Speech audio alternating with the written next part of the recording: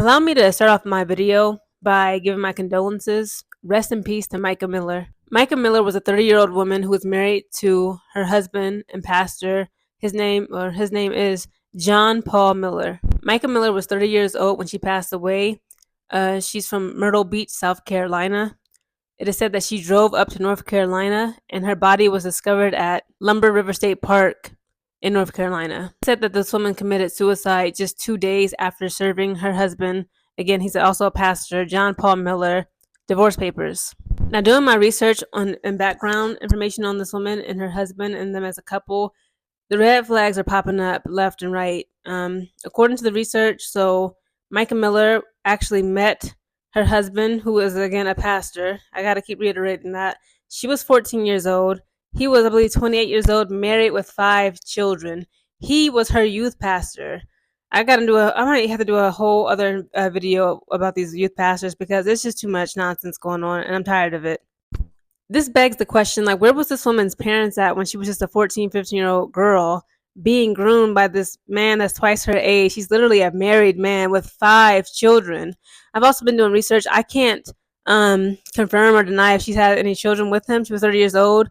She married this man back in 2017. That means she was 23 when she married him. And I can't find any records of her having biological children with this man. It just shows in her obituary and other articles about her that she was a stepmother to his 5 children. The video of this man, Pastor John Paul Miller, telling his congregation that his wife passed away was very bizarre. It was odd and just almost downright disrespectful.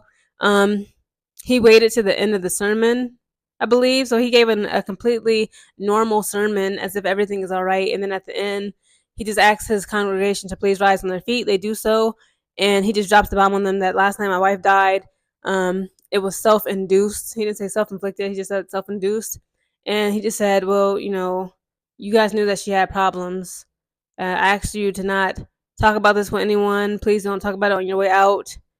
And I'm going to be taking a break from the church. So that was pretty much it. It's just so bizarre, very heartless, emotionless, and just, in a way, just tacky.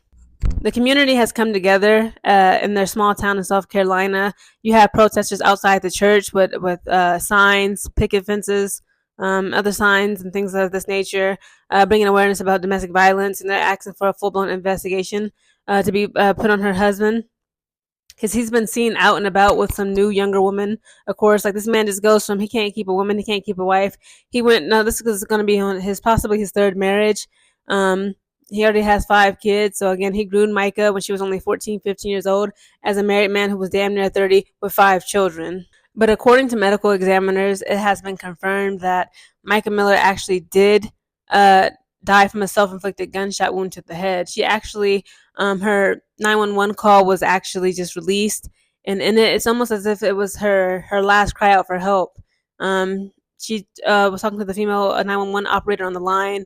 She gave her location. I believe she did so because she wanted her family and her friends to not worry and to actually know where to locate her body when she did the ultimate act. Even if it has come out, and let's say that her husband has absolutely nothing to do with it. Let's say that her husband has absolutely nothing to do with it. Like, he didn't physically pull that trigger, but she kept talking about, she has some videos online about her speaking about abuse and being, just being in a very tumultuous type of relationship. And it's without a doubt that I'm sure that her marriage with this man had caused her to commit that act. Again, like, she probably came to her senses as a 30-year-old woman that she was groomed as a child to a man who does not care about anyone or any woman but himself. Because again, this is not just a regular man, husband, father. Like, this is a pastor. This is supposed to be a man of the cloth, a man who fears and loves and reveres and respects God, himself, and his wife and his children. So what kind of pastor, man are you, husband are you, to leave your first wife with 5 children that you had with, to groom and marry and go on to marry a 14-year-old girl that you met as her youth pastor? I mean, it just screams abuse. It screams manipulation, and it screams that this woman, as a girl, she needed real parents or guardians. Like, somebody dropped the ball. All in all, even if he did not physically pull that trigger himself, The way his behavior has been according to this woman and about their marriage and relationship, the fact that he groomed her, the fact that he left his first wife that he had 5 children with, the fact that he was again he was grooming a young girl that he had authority over as her youth pastor, the fact that he just gave that really callous, tacky sermon and then just told everybody at the end to rise up and like, my wife died from a self-induced it was died last night. It was self-induced. And now that it's pictures of this man out and about with a younger woman at a bar, just kicking it. Like, this man, if we have corporations, right, Target, McDonald's, if I were to go in and their workers were putting drugs or something in my food, they have something called social responsibility, social corporate responsibility. Like, you have a certain level of care and duty that you're obligated to give your customers or your patrons. Don't you think, as a pastor, a man who claims that he loves, fears, and reveres and respects God, your pastor, your husband, and father, you don't think that as a husband you don't have some type of duty or obligation of duty and self of care towards your wife? Like, and another thing, I can check out my ex-Christian black atheist video below. This just confirms another reason. Like, it's a huge problem in the church. We cannot keep ignoring this, guys. I understand. I don't know what the Christians are gonna come with their excuses. No disrespect. Let's be honest. When I was a Christian, I used to say the same shit. Okay. Oh, he's still a man. He wrestles with flesh and not just spirit. And who knows what he was going through. Listen, if you want to be a pastor, here's the thing. I believe it's on in the Bible. It says in the scriptures, to whom is given as much as earned. Heavy is the crown. Heavy is the head that wears the crown.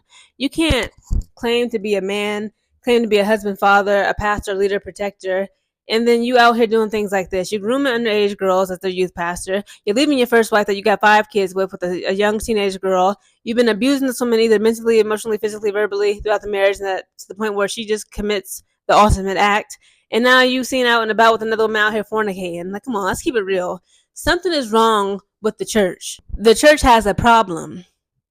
Christianity, religious people, period, especially religious men. I never really trusted religious men. I'm sorry. I'm not here to harp on them, but it's always something. I grew up in the church, and like my pastor, he was very feared, respected, and revered, highly revered man in our church in the town that I grew up. I don't want to say his name, of course, or the name of the church, and he had cheated. He was caught cheating on his wife, who he had 2 kids with some women, and he ended up marrying. He ended up impregnating, I believe, a teenager. It was rumors that he impregnated a teenager, but he also impregnated another woman. He married her, and now that marriage with his first wife is no longer. I believe the church has completely dissolved. I haven't been there in years. I don't know what's going on back in my hometown in Ohio. But it's just like you see this again after again and again and again. Like, these men in the pulpit need to get it together. In the book, again, like I'm not too far removed from Christianity. In the Bible, it says that there should not be even a hint. It shouldn't even be a hint of sin in God's people. And look at the church. You got all these pastors getting caught cheating on their wives. They're getting caught grooming teenagers as the youth pastors taking advantage of teenage girls and boys. They're getting caught, they're battling porn addictions. And again, I'm not trying to judge nobody, but again, the Bible says what the Bible says. You are not just a man. You're supposed to be a pastor, a leader, a husband, or father.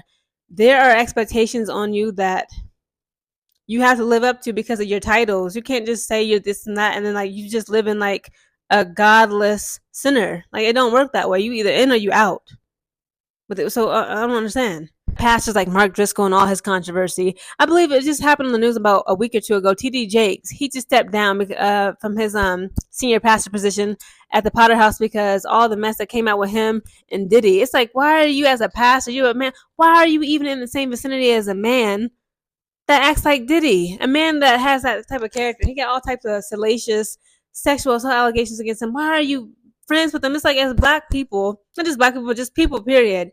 If you're a Christian, right? If you're a Muslim, if Jewish, whatever, okay, I respect whatever religion or faith that you adhere to. But you have to look at your so-called leaders. Judge them by their fruits. Look around. This don't make no sense. It don't make no sense that every time I turn around, it's another pastor. Either I know the pastor, like from my hometown, my city, some pastors, some tea that's going on, or it's like these mega church pastors or these pastors that's in the public eye. You got Mark Driscoll. He stayed in some controversy. He kind of cleaned up his act, but he still, is Mark Driscoll is Mark Driscoll. So yes, I still, pay attention to some, Christian tea, some pastor tea, things that's going on in the church. I still have friends and family members who are Christians, but it's just unfortunate. Every time I hear about a pastor, what's his name, Pastor John Gray.